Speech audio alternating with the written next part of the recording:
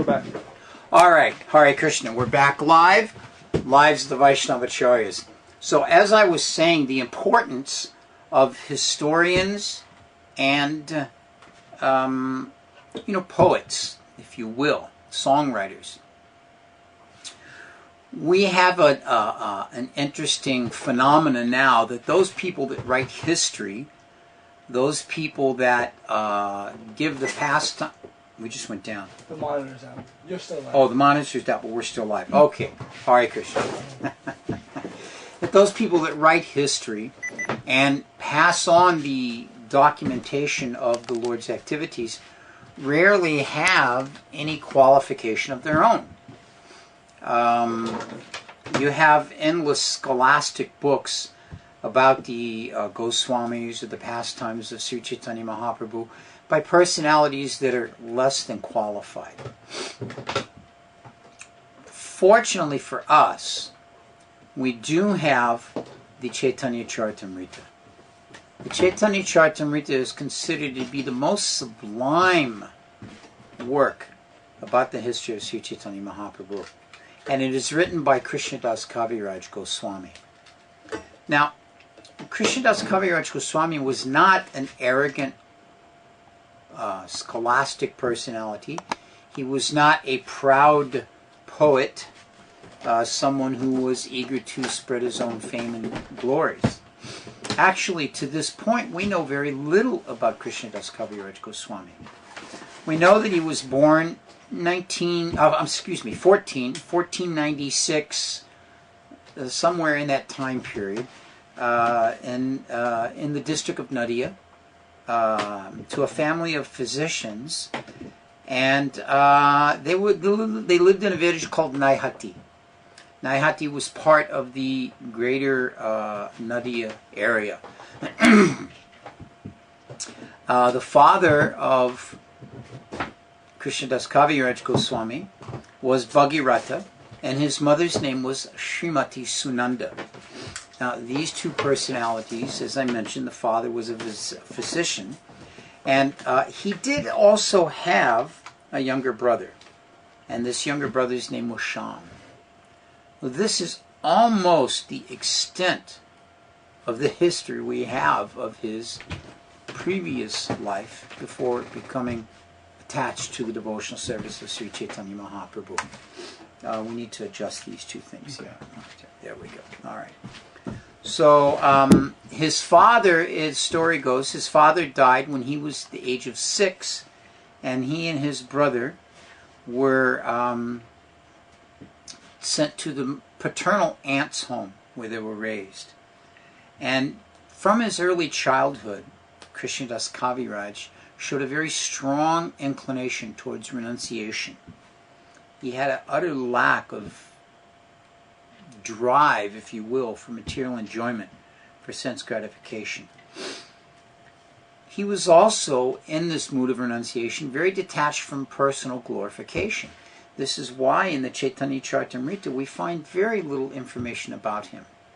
Now, having given this presentation that I just spoke of, Krishnadasa Kaviraj is one of those interesting personalities that there is a bit of contradiction about his history. In his own introduction to the Chaitanya Charitamrita, Srila Bhaktisiddhanta Saraswati Thakur mentions about Krishnadasa Kaviraj Goswami's ancestry that we really don't know the names of his parents. Now, Bhaktisiddhanta Saraswati mentions it recently, and this means recently in Bhaktisiddhanta's times, the 30s and the 40s. The name has been discovered, and this was in a book that's become very famous called the Bengali Dictionary, and Haridas's Gaudiya Vaishnava Abhidhana. These are two very well-known Vaishnava texts that research the lives of different Vaishnavacharyas, much as we make an effort to do with all of you. So it does mention in there that the names of the parents, as I said, Bhagirata and Srimati Sunanda. But this is even that not concrete evidence, as we have to remember that this was back in a time where things just weren't written down. We were only beginning at a time when the Shastras were written down, and birth certificates and parental knowledge, what to speak of the history of individuals. This just wasn't much of an issue. So some of these things may or may not be clear, but the best way we find is to present both sides of the research in this way. So we do know that Krishnadasa was his spiritual name. It was not his family name. The family name is not clearly given. The biographical information we do have about him, as little as it is found in the 5th chapter of the Adi Leela of Sri Chaitanya Charitamrita. And it mentions about his village, Naihati, which is near the Katwa district. Katwa, of course, is the place where Chaitanya Mahaprabhu had his head shaved. So in that general area there. One thing we do know is that the Gaurnitai deities that Krishnadasa Kaviraj worshipped are still in that village, in the temple that's dedicated to him. We do have notation that there is information, additional information, that can be found about Krishnadasa Kaviraj in a book called Ananda Ratnavali. So these three bits of pieces of information are there as far as the early life of Krishnadasa Kaviraj Goswami. It's generally understood who his parents were. It is accepted, as mentioned in the Chaitanya Charitamrita, that he had a younger brother named Shamdas, and it is accepted that he was very renounced in his childhood and left his family at a young age, which we'll go into a little bit later.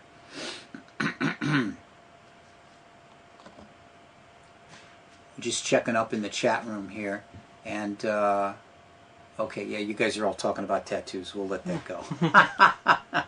You can edit that part out. So, at any rate, equally in question is the Varnashram status of Krishnadasa Kaviraj Goswami. There appear to be some different opinions about his caste, but this dilemma is much easier to resolve. Bhaktisiddhanta Saraswati Thakur, here again, he mentions this, and I'm going to quote from him. Supporters of different ideas claim that Krishnadas was born in one of three upper castes: the Brahmins, the Kayastas, or the Vaidyas. Kaviraj is a title given to those who have proven themselves by composing literary work and who have achieved renown for their quality in learned circles. Since this title is also given to Ayurveda physicians, some people hold that Krishnadas was a Vaidya. This means an Ayurvedic doctor, physician. It is difficult to contradict those who claim that he is a Brahmin on the basis of his extraordinary mastery of the scriptures and other branches of learning. Now, this alone is not sufficient, because we know that many of the different Goswamis had amazing scholastic and literary and educational abilities at a young age. So, and not all of them were from Brahminical families. But this is one of the arguments being held. And because we see Chaitanya Charitamrita as the most eloquent testimonial to the so-called Brahminical status of Krishnadasa Kaviraj Goswami. Then the other side, the view that he is a Kayasta, is altogether not accepted as being illogical. It reveals a soft spot that he has for that caste when he praises the intelligence and managerial talents in his chapters in the Chaitanya Charitamrita dealing with Raghunath Das Goswami, who also came from that background. So we can see either of these three principles can be applied. We can accept that he was from a Brahminical background, and there's evidence of that. We can accept that he was from the Vaidya background, and there's evidence of that, and a Kayasta background, and there's apparent evidence of that. So Bhaktisiddhanta Saraswati concludes that from this discussion we can see that Krishnadas may have been born in any of these three castes. Whatever the case, and this is the essential point, the point that was driven home by Sri Chaitanya Mahaprabhu, driven home by Narottam Das Thakur, and all the acharyas following, and that is that whatever the case of his birth, a Vaishnava is a superior human being no matter what caste he takes his birth in. This is the important point, that Krishnadas Kaviraj, by dint of his Vaishnava activities throughout the bulk of his life, completely removed any real deep consideration of his physical birth, because we know that the quality of a Vaishnava is due to activity, not birthright. All the scriptures state that a Vaishnava is still the best of humankind. It does not matter what caste he takes his birth in. That most sinful person who judges a Vaishnava in terms of his race or his caste will repeatedly be born in the lowest forms of life. This is a quote from the Chaitanya Bhagavat, the second section, the Madhya section, the 10th chapter, verse 100 to 102. So this is the strong opinion of all of our acharyas in the line of Sri Chaitanya Mahaprabhu, that the birthright is not significant. Otherwise, what qualification would any of us have for engaging in the principal devotional service? We're the most unqualified, and that's not just Jagai Madai humility. Jagai Madai genuinely were qualified. But the fact of the matter is that by their redemption at the hands of Sri Chaitanya Mahaprabhu, they became qualified. Now, they are one of those examples you may say, well, they were Brahmin by birth, but by activity they were less than Brahmin. It was so heinous. Chandragupta, who was the scribe of Yamaraj, has stated that if I gathered 1,000 scribes and from now till the end of time wrote, we could not reach the end of the sinful activities of Jagai and Madhai. By the mercy of Sri Chaitanya Mahaprabhu, these two Brahma Bandhus, low-class Brahmins, were delivered. So this is the conviction of Vrindavan Das Thakur, whose appearance day was just this past week, by the way, and it is the presentation made by Bhaktisiddhanta Saraswati Thakur. So that is one of the unknown factors about the previous life of Krishnadasa Kaviraja Goswami that can be clearly settled. But it doesn't matter. As Yadevi has just written in the chat room, a Vaishnava is the best of human beings. Yes, this is very important. Manjesh is also piping in on this, principle that a Vaishnava is superior. And this isn't a type of false humility because a Vaishnava doesn't feel himself that way. But from a broader view, this is the reality. This is the view of Krishna himself. So, now, in addition, the third factor of his previous life, his marital status. This is also an unknown. Now, some people say that he was a lifelong brahmachari. And they say that because when he went to Vrindavan, if he had left a wife and children behind, or a family at least of some sort, that he would have likely mentioned this in telling about his degree of renunciation.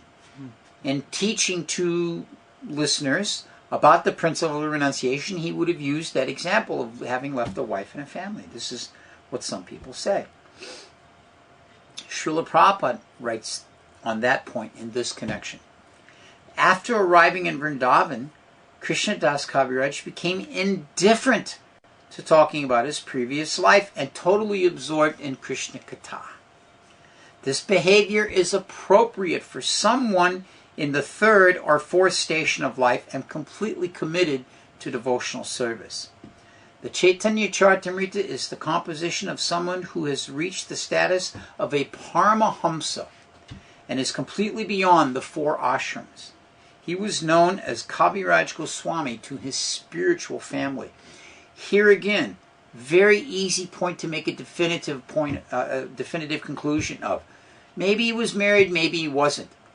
But we cannot say by his activities that it's indicative one way or the other, because the true nature of a renunciate, the true nature of a Paramahamsa, the true nature of someone who has given up these things is that they don't dwell on them. There's that famous story told of the two sannyasis, and it's told if you're a Buddhist in the Buddhist teachings, if you're a Vaishnava, it's told in the Vaishnava teachings, but it's about the two sannyasis that are traveling. And of course, in ancient times, sannyasis were very strict about association with women. And they came to a river, and there was an old woman that was trying to get across the river but could not. So the one sannyasi picked her up and carried her across, as his fellow sannyasi went with him, set her down, and they went on their way. After about 2 miles, The sannyasi that had not carried the woman turned and said, "I can't stand it any longer." He said, "How could you have picked that woman up and carried her across the river? It is completely against our vows." To which his god brothers said, "I carried her across the river. You've carried her for the last 2 miles." So this is the mood. This is the type of renunciation that one shows, that one is not interested in dealing with these matters of life. So at any rate, Krishnadasa Kaviraja Goswami is accepted by his spiritual family, as Prabhupada says, as being of the highest caliber. Now, how did he get this type of blessing? Well, the main source of this blessing comes from his devotion to Sri Nityananda Ram. And his instruction from Lord Nityananda has an entire story that precedes it. It's a very, very wonderful story, because in the course in the Chaitanya Charitamrita of glorifying Lord Nityananda, he describes this very crucial event in his own life in dealing with Lord Nityananda. What had happened was that Krishnadasa Kaviraja, and this is before his coming to Vrindavan, this is one of the very few clues about his previous life that are given. Not in the form of a mystery, solve the puzzle, but in the form of just, some information is there because it leads to the importance of the story he's telling. So Krishnadas had organized a 24-hour kirtan party in his home. And amongst those who were invited was the very intimate and dear associate of Lord Nityananda, Manikatam Ramdas. Manikatam Ramdas was a very advanced, he's one of those Devdasa Gopals, the 12 cowherd associates in Nityananda, because he also lived in the same area right there that Krishnadas did.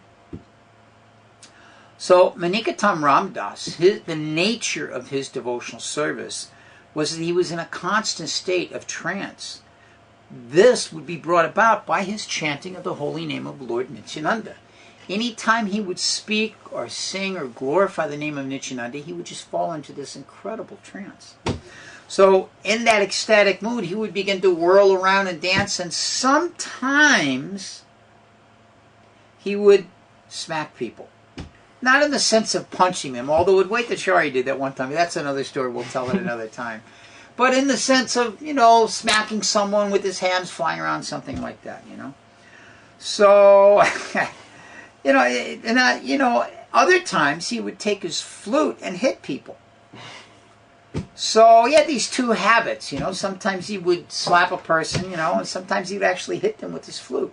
Because Manikatam Ramdas played the flute. He was a cowherd boy. That's what cowherd boys did. So in general, his ecstatic behavior was the cause of, how shall we say, astonishment to some of the guests at Krishnadasa's 24-hour kirtan program that were not accustomed to Manikatam Ramdas's behavior. And, some of them, the majority of them knew him, and they would offer their obeisances and, keep their distance from him, but respect him like that, But there was one devotee, Gunarnava Mishra, who was the pujari there. He had been actually engaged by the family as the pujari. It was a common activity that one pujari may take care of many different home deities. He would be a Brahmin supported by the dakshin he received, either in the form of foodstuffs or, donations, whatever it was, or clothing. And he would go home to home and perform different types of puja in the houses like that. So for this particular festival, Gunarnava Mishra was engaged as the pujari. And he didn't exactly display a respectful attitude towards Manikatam Ramdas. There's a very famous quote that if the pujari does not treat the devotees as he treats the Lord, then that deity worship is simply the worshipping of a stone idol. So this is very important. The pujari must be exemplary in his relationships with all the devotees. It was an indication, this lack of appreciation from Manikatam Ramdas, that Gunarnava Mishra did not have full faith in Lord Nityananda. What is that famous saying, love me, love my dog? If I show affection to someone's dog, then it's understood that I'll respect them as well. So this Gunarnava Mishra did not respect Lord Nityananda. And this caused Ramdas to become very angry, because Ramdas is a totally sold-out servant to Lord Nityananda. So he criticized Gunadeva Mishra. Gunadeva Mishra was performing the puja and ignoring him and not being very respectful. So Manikatam Ramdas accused him. He said, just look! Here is a second Ramaharshana Sutta who has not come forward to show respect to Lord Balaram. This is in the Adi Leela 5th chapter, the Chaitanya Charitamrita, this story is told. So Gunadeva Mishra, he was enough of a devotee that he was pleased to be chastised by Ramdas. But he didn't exactly, it wasn't like he was so respectful. So anyway, he continued to perform his deity seva. He didn't stop and have any exchange. Now this is an important point also, because it is acceptable when one is engaged in worshiping the deity and a Vaishnava arrives on the scene to stop that worship and greet the Vaishnava. This is actually acceptable behavior.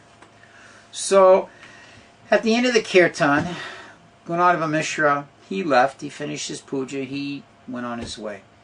But Krishnadasa Kaviraja's brother got into an argument with Manikatam Ramdas concerning the exchange between the two of them. So Manikatam Ramdas and Krishnadasa Kaviraja's brother, what was his name? Shan.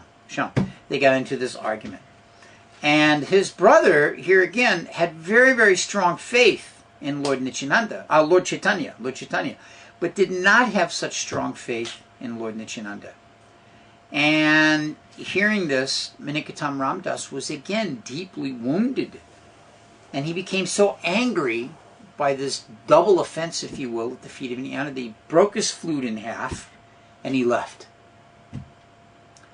So we have the most intimate associate of Nityananda being offended by two different personalities, becoming greatly disappointed, breaking his flute, which is his dearmost instrument, and leaving in anger. So this was seen actually as a curse. And the result of this was that Krishnadasa Kaviraja's brother became doomed to lose any attraction, any genuine appreciation for the process of devotional service. That his whole attitude of devotional activities was finished. Krishnadasa Kaviraja, of course, we know he took the side of Lord Nityananda and rebuked his brother. He said to him, these two brothers, and you can find this exact verse there in the 5th chapter of the Adi Leela. These two brothers, Chaitanya Mahaprabhu and Nityananda Prabhu, are like one body. They're equal in their spiritual manifestation. If you do not accept the divinity of Lord Nityananda, you will fall down. To have faith in one, but to disrespect the other, is the logic of accepting half a hen. Now, of course, Prabhupada alludes to this in other places, the idea of accepting half a hen, namely that you like very much that the egg comes out the back half, because the egg can be useful, it can be sold, it can be eaten, whatever, not by Vaishnavas, but the front half you have to feed it. So an illogical person wants to cut the hen in half and keep the back half for the egg and get rid of the front half that has to be fed. This is very illogical. This is called the logic of accepting half a hen. How can you have half a hen? You cut the hen in half, the hen dies. So in this way, he said it's better that you should be an atheist and deny both brothers than to be a hypocrite and accept one brother over the other. Yes, Bhakta Patrick has captured the point here. The poor hen. Better just leave the chicken alone. Don't mess with the egg and don't cut him in half. So, in this way, Krishnadasa Kaviraj followed the curse of Manikatam Ramdas on his brother with strong chastising words. So, the next thing that happens is the very amazing and what's described by Krishnadasa Kaviraj himself as the crucial point in his life. And this is that evening he has a dream. And in that dream, Lord Nityananda appears.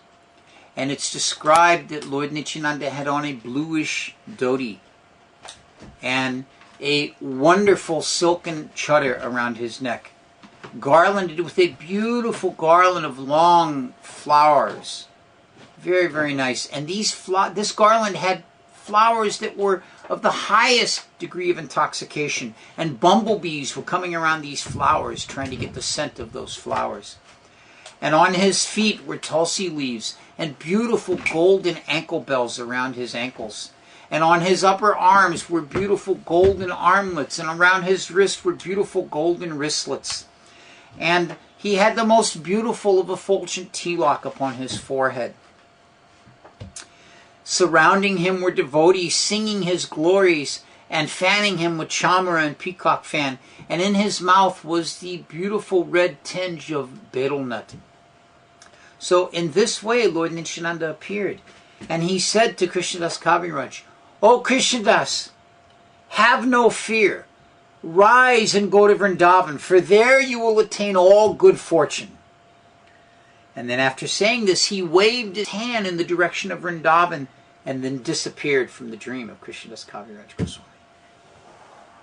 Now, let's say you have such a dream. I think you might just pack your bags the next day and head for Vrindavan. And this is exactly what happened. Now, by way of contrast to this, we see the examples of many other personalities. Ramchandra Khan, who tried to arrange for the fall down of Haridas Thakur. Gopal Chakravarti, who tried to arrange for the chastisement of Srinivasa, for the besmirchment of the name of Srinivasacharya. So, in these ways, we see the two different types of moods. And what we find is that Krishnadas Kaviraj, due to his supporting the worship of Lord Nityananda, due to his commitment to the lotus feet of Lord Nityananda, he was given the full blessings of Lord Nityananda, that you should go to Vrindavan and there you will attain all good things. Because he could see that his time in this family life business had become somewhat disturbed. Now, Krishnadas Kaviraj, in speaking about the glories of Lord Nityananda, he speaks about himself in the following terms. "I am more sinful than Jagai and Madhai, and lower than a worm in the stool. Whoever hears my name loses the results of his virtuous deeds, and whoever utters my name commits a sin. Other than Nityananda, could anyone in this world show mercy to one as abominable as me? Nityananda is the incarnation of mercy. He is so intoxicated by ecstatic love, he does not discriminate between who is good and who is bad. He delivers anyone who falls down in surrender before him. Therefore, he has delivered such a sinful and fallen person as me." So this is a very important point here. That Krishnadas Kaviraj says, "I'm lower than Jagai and Madhai. One who even mentions my name loses all good qualities." Now, of course, here in this world, we have a different mood. We're very happy when we see our name in the chat room or someone mentions our name on the film. This becomes greatly satisfying to us. So this is because we are steeped in the false ego of this life, in the duality of this world. And we actually seek that type of glory. This is the shortcoming of material consciousness. But the activities of Krishnadas Kaviraj Goswami, he says, if you even mention my name, you become completely contaminated. So this is a very important point. After this has taken place, then Krishnadas Kaviraj left for Vrindavan. He said, when you go to Vrindavan, you will attain all good things. So imagine the motivating force that Krishnadas Kaviraj Goswami had. When he arrived in Vrindavan, actually, it mentions that he spent the remainder of his life there. He never left Vrindavan. Many of us, we have the opportunity to go to Vrindavan, we have to come back. But Krishnadas Kaviraj went to Vrindavan and never returned from Vrindavan. He stayed there till the end of his days. As a matter of fact, his samadhi is there at the Radhakund area. So, at any rate, when he arrived in Vrindavan, he took shelter of all the Goswamis.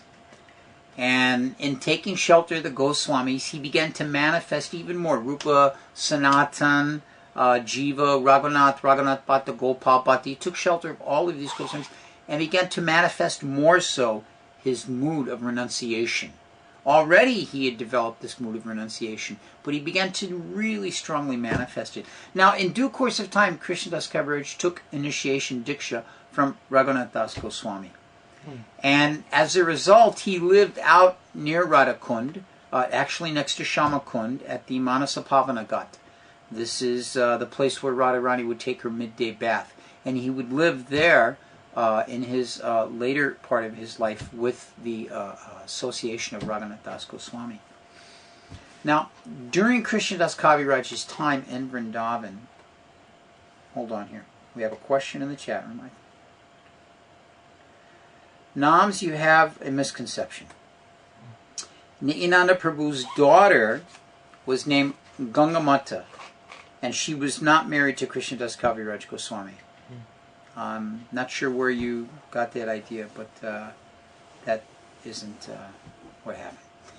At any rate, okay. So, while Krishnadasa Kaviraja Goswami was living in Vrindavan at that time, the Vaishnavas would regularly gather together and they would read Chaitanya Bhagavat, because Vrindavan Das Thakur had only recently finished Chaitanya Bhagavat, a few years ahead. And so he would actually associate with all the devotees as they were hearing these different pastimes. Now, the thing is, it was mostly at the Govindaji temple, and the readings were mostly conducted by Haridas Pandit. The devotees were hearing this. Now, the Chaitanya Bhagavat tells all the details of the early life of Mahaprabhu and some of his Madhya Lila. The devotees were very anxious to hear about the later years of Mahaprabhu after he took sannyas and his traveling and when he lived in Puri. So, in that eagerness, Krishnadasa Kaviraja had already developed a reputation as a poet and a writer. They requested that he should write about the later pastimes of the Lord. So, the general mood of an author when he's requested to put a subject down is, yes, I can do that, certainly. This was not the mood of Krishnadasa Kaviraja. Krishnadasa Kaviraja Goswami went to Madan Mohan and he prayed, you give me the ability and the blessings to write this book. I cannot do it on my own.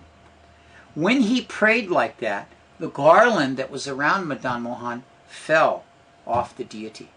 Now, this is considered when a prayer is being offered or a vow is being made before the deity and a flower falls or a garland falls or something is dropped, that this is a confirmation that this will take place. So, in this way, Krishnadasa Kaviraja received the blessings from Madan Mohan. Now, we have to keep in mind that by this time, this was not, Chaitanya Bhagavat was not the only biography about Mahaprabhu. Contemporary and near contemporary students and scholars and devotees of the Lord had written different biographical works on Mahaprabhu. We had the Chaitanya Charita by Ramarari Gupta. We had the Chaitanya Mangala by Lochan Das Thakur. And Chaitanya Bhagavat, of course, that we just mentioned by Vrindavan Das Thakur. Now, the work of Vrindavan Das Thakur, Chaitanya Bhagavat, was considered the most authoritative work on Mahaprabhu's life. It was very highly respected. But, as I mentioned, it was didn't cover all the different pastimes to the detail the devotees were anxious and desirous to hear. So, Vrindavan Das Thakur himself mentions that if I expand all these pastimes, this work will become too voluminous. So, in many of the different leelas and activities of the Lord, he briefly gave some descriptions of it, particularly all of these later ones. So, anxious to hear these pastimes, the devotees in Vrindavan, they asked Krishnadasa Kaviraja, to do this. He received the blessings of Madan Mohan, but that wasn't all. He wanted further blessings. He went to Lokanath Goswami and to Raghunath Bhatta Goswami and begged them also for their blessings. They gave their blessings, particularly Lokanath, on one condition. They would not mention his name. Here again, this is the mood of the devotees. Yes, be sure you put credit in there that I told you this story. No, not at all. The mood of the devotees is that, yes, you can mention that, but don't mention that you heard it from me, because if you put my name in your work, your entire work will be ruined. This was the mood of Lokanath. So, in this way, he compiled the Chaitanya Charitamrita, and he, in his humility, said that he was actually taking dictation from the Lord. This was a wonderful way. So it's important here to note that it's accepted as a Vaishnava point, and Prabhupada encourages it in the Chaitanya Charitamrita, that without the blessings of the Lord and the Vaishnavas, one cannot write the pastimes of the Supreme Personality of Godhead. This goes back to the point we were speaking about earlier, where these scholastic academic scholars who have no devotional qualification write these pastimes down, and it's very dry and usually not very accurate. So Krishnadasa Kaviraja begins each chapter of his Chaitanya Charitamrita with invocations and prayers to Mahaprabhu and to his associates, Advaitacharya, Nityananda, praying for their mercy and their blessings. And he concludes each chapter with requesting the blessings at the lotus feet of Rupa and Raghunath Das Goswamis, his spiritual masters.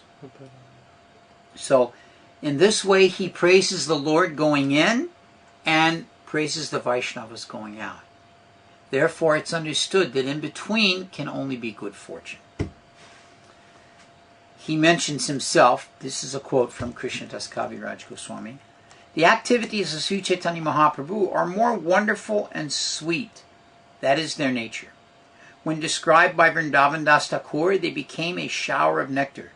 To describe them again would only be a repetition, and it would show my arrogance, for I do not possess such powers.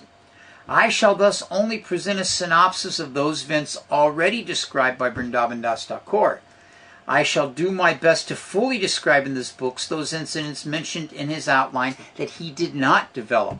So here again, respecting the previous Vaishnava authors, he would only comment briefly on the pastimes that Vrindavan Das Thakur elaborated on. And if Vrindavan Das Thakur did not elaborate on it, then he would get into it quite broadly. So this again is the wonderful mood of a Vaishnava. And in this way he says, "I offer my respectful obeisances to Vrindavan Das Thakur." He continues, just as Vyasadeva compiled Lord Krishna's pastimes in Srimad Bhagavatam, Thakur Vrindavan Das has depicted Chaitanya Mahaprabhu's pastimes. I offer my obeisances to his lotus feet and to his book millions upon millions of times. Vrindavan Das Thakur, the authorized biographer of Sri Chaitanya Mahaprabhu, is equal to Srila Vyasadeva. He has described the Lord's pastimes in such a way as to make them sweeter and sweeter. I shall therefore try to describe these pastimes only in a smaller way, out of fear of this book becoming too big. So here again, showing respect, he did not want to expand on those things which Vrindavan Das Thakur had already worked on.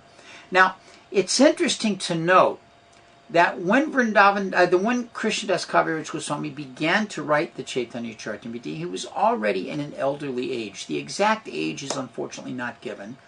My friend Dhruva Maharaj and I had talked at one point about trying to develop a timeline of the different Vaishnava histories, and it's a very complicated thing to do due to personalities like this that there's very little information on, and due to the fact that there are different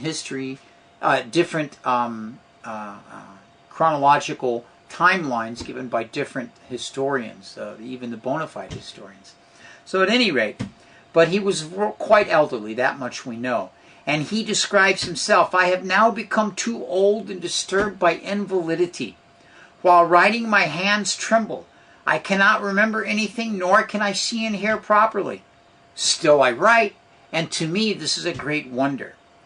So this is the amazing thing. This is both a display of his humility and a display of the potency of the Lord in being able to give his devotee the tools by which to complete their devotional service. And we see the result is there. The Chaitanya Charitamrita is considered the most wonderful literature on the activities of Chaitanya Mahaprabhu, and it's considered a literary gem of all medieval Indian history and historical presentations. So even from a academic point of view, this work is very, very much appreciated. So Krishnadasa Kaviraja Goswami notes that his primary foundation for this Chaitanya Charitamrita, particularly the latter pastimes, because this is what he was encouraged, were the notes of Sarup Damodar, which Raghunath Goswami had completely memorized. You remember the Sarup Damodar would recite these, Raghunath Goswami would hear them, and Raghunath Goswami had memorized them perfectly. And then he recited these to Krishnadasa Kaviraja Goswami. Bhaktivinoda Thakur gives the following explanation of this, that Sarup Damodar Goswami wrote an outline in Sanskrit called the Karicha of Mahaprabhu's later activities. He had Raghunath memorize these verses and told him to preach them throughout the world. This is very amazing. These verses were not written down anywhere else. Sri Chaitanya Charitamrita is the culmination of Sarup Damodar's writings. This is very, very important. So, Krishnadasa Kaviraja Goswami's Chaitanya Charitamrita is accepted as the most authoritative, authentic, and philosophically correct biography of Sri Chaitanya Mahaprabhu. Every single line is a display of his humility, his enthusiasm, and his devotional commitment to Sri Chaitanya Mahaprabhu and to his pastimes.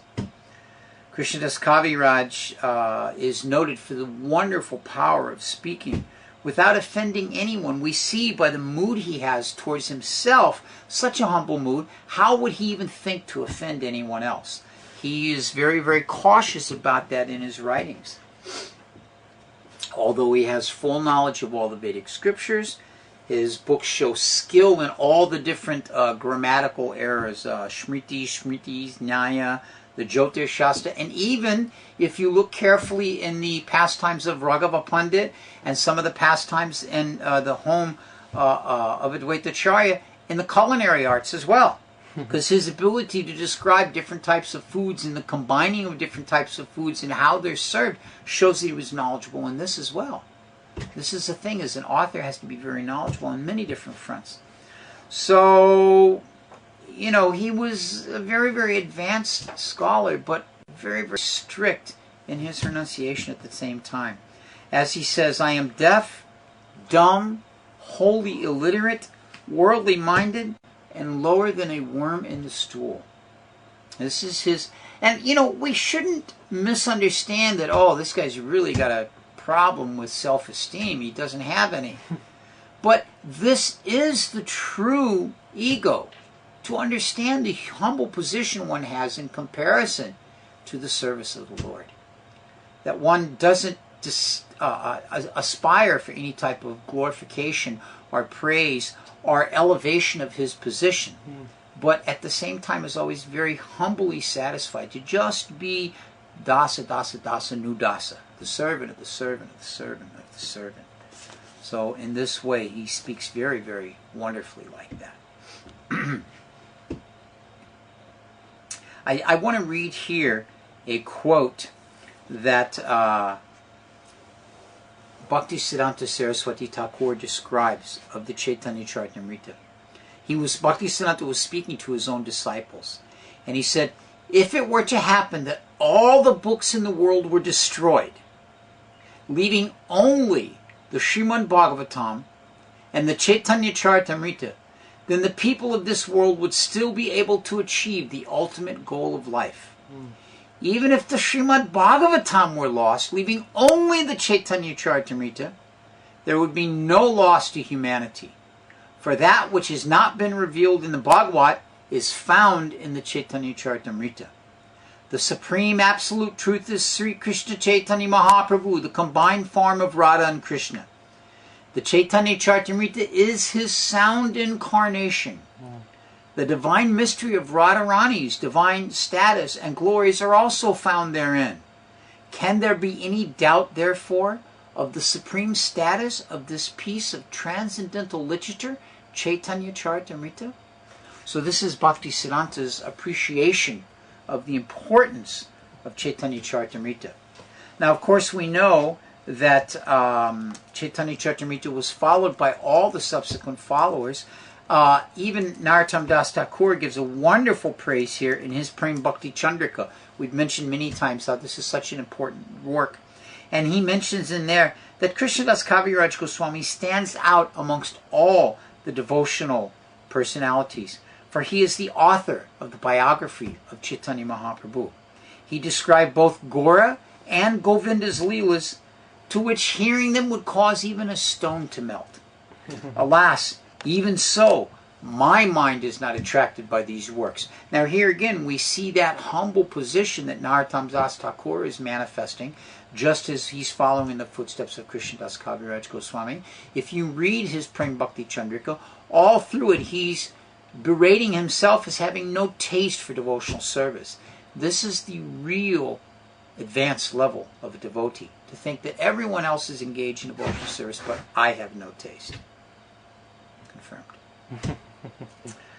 Krishnadas Kaviraj, of course, was given the title amongst the Goswamis in Vrindavan of Kaviraj. This is a different direction. This means the king of poets, for his wonderful writing ability in that way.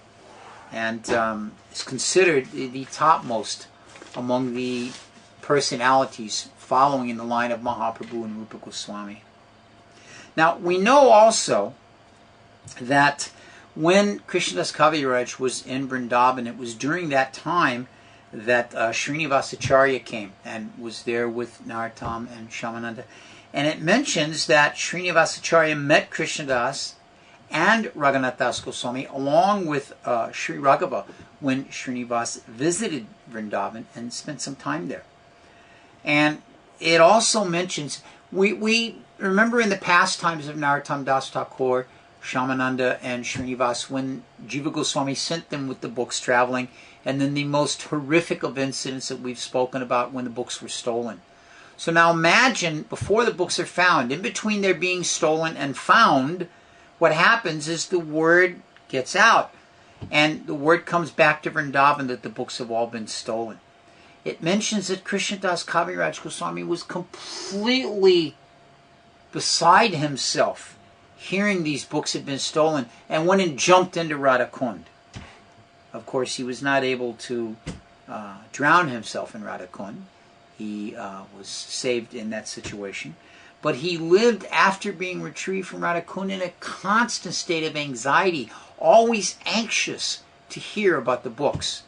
And of course, eventually the books were saved, and Srinivas sent the letters to all the different devotees informing them of this, and this gave some peace and comfort in his very later years to Krishnadas Kaviraj Goswami. It's interesting to note that in his Braj Leela, because we know all the associates of Mahaprabhu had identities during the Vrindavan Leela of Krishna, and during his Braj Leela he was Kasturi Manjari, one of the most important maidservants of Srimati Radharani. And how appropriate, as he was such a significant person in the pastimes of Sri Chaitanya Mahaprabhu. Now, near Krishnadas Kaviraj Goswami's house in Jamatpur, near Naihati, there's a small temple. And in that temple they have a set of the footprints of Lord Nityananda. And this is said to be the place where he received the dream of Lord Nityananda, right at this spot. And in that place there's also small wooden sandals, which are said to belong to Krishnadas Kaviraj Goswami. And this is the place also, as I mentioned in the beginning, where the deities that he worshipped of Gornitai are also continue to be worshipped in this day.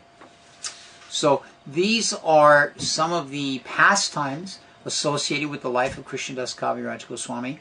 As you can see from this, the most important thing that we have from him is the fact that he is the author of Chaitanya Charitamrita, and this was the real culmination of his life's work. And this was able to be done by his immense humility and respect and honor for all other Vaishnavas. So we'll finish there for this evening on these stories about Krishnadas Kaviraj Goswami. Let's take a look here in the chat room and see what's going on. Let's back up just a little bit there.